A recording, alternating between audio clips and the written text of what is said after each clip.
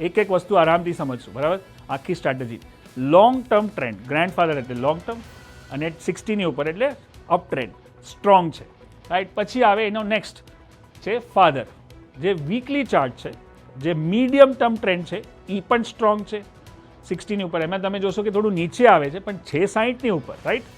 અગર વીકલીમાં નીચે આવે છે તો ડેલીમાં હજી નીચે આવતું હશે, which we call as the sun.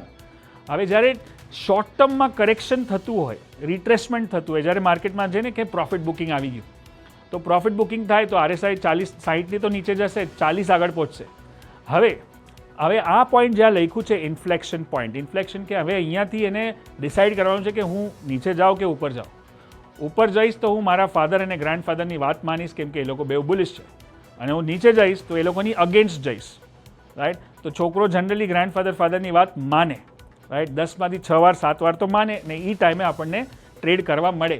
તો જ્યારે ડેઇલી ચાર્ટ જો નીચે આવે છે, જે આપણને દેખાય છે, તો ત્યારે કેન્ડલ પેટર્ન કેવી દેખાતી હશે, ચાર્ટ કેવો દેખાતો હશે એ આપણે જોઈએ. ત્યારે એ પણ નીચે આવતો હશે અને જેવું 40 પર આવીને એ ગ્રીન કેન્ડલ બનાવે, જેમ અહીંયા દેખાય છે, એનો મતલબ કે ધ સન ઇઝ લિસનિંગ, જે છોકરો છે એ સાંભળે છે ને એ ઉપર જવા તૈયાર છે. જેવો ગ્રીન કેન્ડલ બને એવું મારા માટે એને અલર્ટ કેન્ડલ કહેવાય. અલર્ટ એટલે સિગ્નલ કેન્ડલ કે ટ્રિગર કેન્ડલ.